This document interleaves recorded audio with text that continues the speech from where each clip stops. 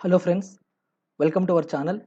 In this lecture, I would like to show how to draw the bending moment diagram for these obtained final moments. So all these are the obtained final moments by solving this frame by using stiffness matrix method. So that is in example 3 stiffness matrix method. So this is part 2 for that one. Okay.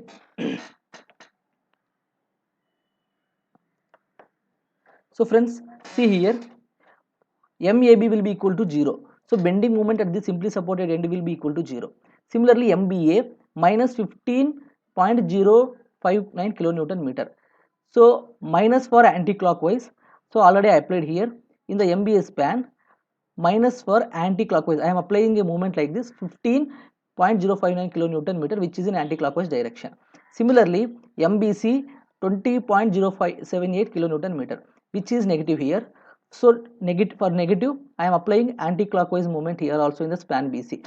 Similarly, for the span CB, again an anti-clockwise here like this, an anti-clockwise here. So this is the anti-clockwise, and anti-clockwise movement is applied here, which is 10.039 kilonewton meter. Similarly, see here MBD a clockwise positive movement. If you observe here, a clockwise positive movement is applied with the green pen at 3.5138 kilonewton meter.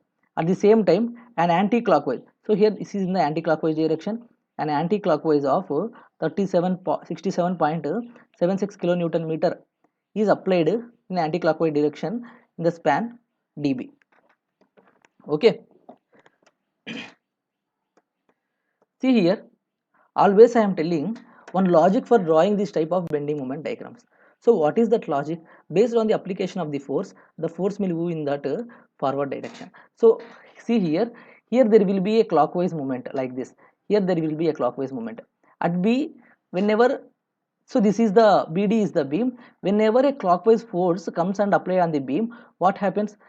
So the beam will move from B to D like this. So at B here it will be there only. So whenever a force will comes and apply like this means here the beam will move to some B to B dash, some B to B dash. Similarly, whenever an anti-clockwise force here, whenever a force comes and applied on a beam at this position also like this means, so the initial position will be BD. Whenever a force comes and applied on a beam like this means it will move some B dash. Again, after that whenever an anti-clockwise force from again at D, it will be applied like this means here the beam from this position again it will move some with some distance like this. So after applying both the loads, the beam position will be finally like this, which is this two. Okay, you please remember this one. Based on the application of the force, it will move in the opposite direction. For example, if you see here, I am applying a force like this means it can move in the forward direction like that only. For example, if I apply a force like this means it can move in the forward direction. Like that, based on the application of the force, it can move in the forward direction. That is the logic. So actually, generally this type of beams and frames while drawing bending moment diagram can take upward positive, downward negative, left side positive, right side negative, or hogging or sagging. But sometimes you may confuse that one. That is the reason. So if a force is applying like this means you can move this beam in the forward direction, in the same forward direction. Again, whenever a beam apply like this means you can move in the forward direction like this. So see here, for this one what I am telling means, so there will be some clockwise and anti-clockwise movement is there. Here both movements are clockwise. So if you observe this one means a force comes and applied at a D like this means this beam from D to D position it will move somewhere from D dash. Whenever at the same time a clockwise force comes and applied on B position, so what happens, this B will move to some B dash. So if a force is comes and apply like this means it will move to some B dash. So if you add these two means after application of the moments, the initial position of the beam to final position will be B dash dash. Like that you have to take that moments. So this is the logic. If you apply this for both beams and frames, you will get in a simple way. So in the same manner, I will show in the given for the given values. I will show for the given values. So bending moment at E will be equal to 0. So at A, so this is A and this is C and this is B, and this is D. So bending moment at A will be equal to 0.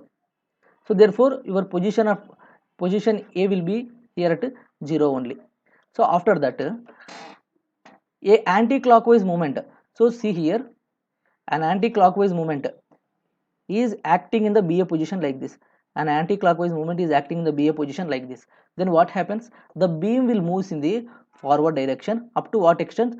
So say some 15, which is 15 here. So if you add these two means you will get so what is this value? 15.059. Up to that one it will move in that direction. So see here, so I am drawing with straight lines. So at A it will be 0, and at B it will be at some 15.059 kilonewton meter. So like this you will get the diagram. Again see here, an anti-clockwise in the span BC, an anti-clockwise movement of 20.078 will be applied. See here like this, when an anti-clockwise movement comes and apply like this means it will move in the upward direction like this. So I am taking like this one. So whenever a force comes and applied on a beam like this means what happens? The beam from this initial position up to the unit some 20.07, it will move in that direction. So I am just showing in the logical way. So this is some 20.078. Again in the same way, whenever an anti-clockwise force from another position, it will comes and apply on the beam like this. So see here, our initial position of the beam will be like this. So this is B and this is C. So whenever again a force comes and applied on a beam like this means it will move in the downward direction like this. See here, an anti-clockwise movement is applied like this means the beam will move from downward direction. C will be moved in the downward direction, that is up to some 10.39 kilonewton. So some 10.39. So if you add these two, so this is the bending position of the beam, which is B dash C dash. So see here,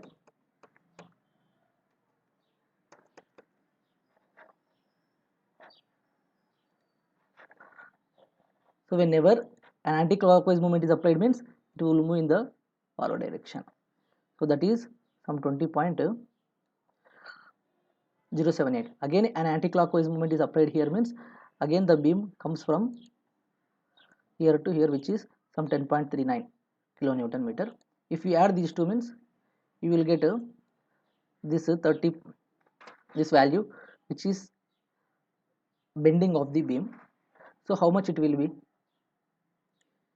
So mention the values also, 20.078, and this one will be 10.038, and this one will be 15.059. See here, again a clockwise force is applied on the span B like this. A clockwise force is applied on the span B like this. What happened? It will move, this beam will move in the forward direction up to what extent? Some 35 kilonewton meter. So that is the unit. Here it will move in the direction. Similarly, a clockwise of 67 kilonewton is applied on the beam at D means it will also move in the some up to D dash, it will also move in the forward direction. If you add these two means you will get the diagram like this.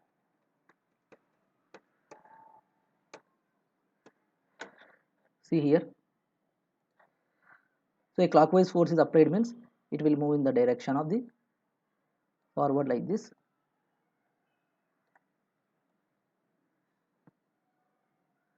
Similarly, here it will move up to some 60. If we add these two means, so take down the values, note down the values. This one will be 35.138, 35.138. Then here it will be some 67.179, 67.17, 67.76.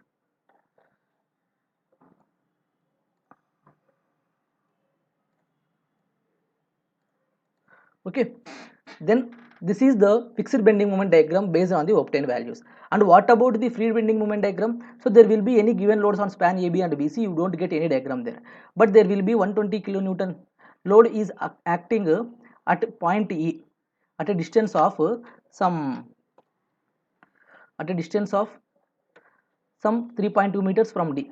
So what you will get, it is the shape of the triangle. So before drawing the triangle, you have to know the ordinate. So already the ordinate point here it will be there, which is 120 kilonewton. So based on that, based on the given load, you have to find out that ordinate point, which is WAB by L. WAB by L for point load. WAB by L for point load. So W is 120 into your A is 3.2 into your B is 35.1, sorry, 1.6, 1.6.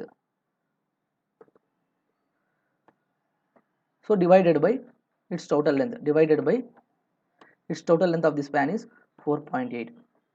So how much you will obtain this one?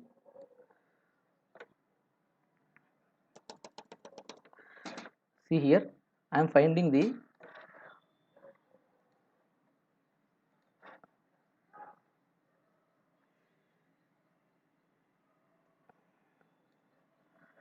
so see here, that one will be equal to 120 into 3.2 into 1.6 divided by 4.8. 120 into 3.2 into 1.6. So that one will be divided by 4.8. So which is 128 Newton meter. So 128. So you are drawing the triangle with an ordinate of 128. So at this point E, so you are drawing a triangle with an ordinate of 128.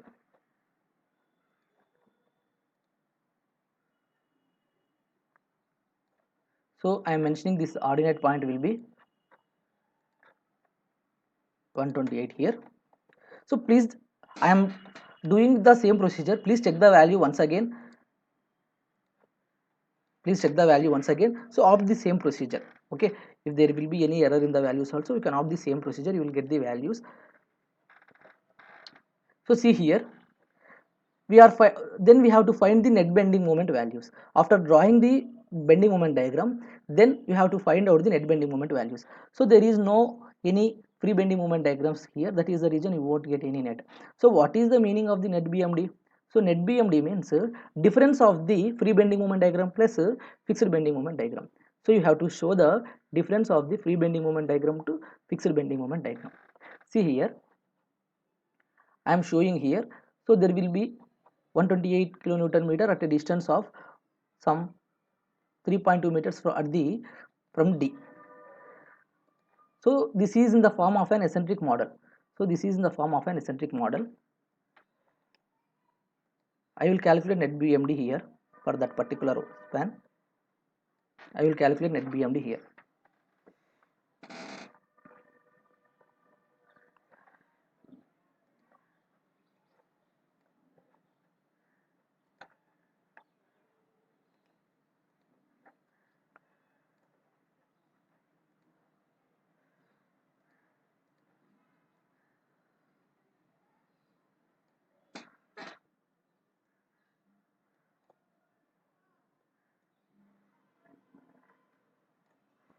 See here, I am calculating net BMD for this one. So if it is exactly a point load means we are making average of this trapezoid and we are removing this ordinate point in the triangle.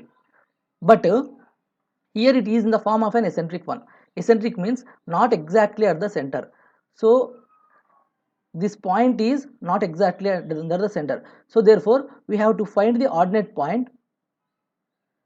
We have to find the ordinate point exactly at this position. So if you want to find the ordinate point at that position means we have to do some interpolation. If you do the average means you will get exactly center in the trapezoid, but we want exactly under the load. That is the reason we have to do interpolation for that one. So for the trapezoid, if you observe means up to here it will be a straight line. Up to here it is a straight line, means the total distance from D from here to here it will be 67.676. From here to here it will be 35.138, means so I am dividing that one in the form of one rectangle and another one triangle. So the rectangular same position up to here it will also be 35.138. So if you observe this one, means what I am telling, that one will be 35.138 only. So this one also from here to here also it will be some 35.138. So from D to here D dash, from D to D dash, what is the, from D to D1 what is the distance here? 67.76. So if I want distance from D to some D2, or else I am taking A, B, C, D, E or F. Okay, so if I want a distance from D1F, means what I want to do? So I am removing this 67.76 minus 35.138. So if I will do minus, means you will get this D1F value. So what is the D1F value? 67.76 minus 35.138.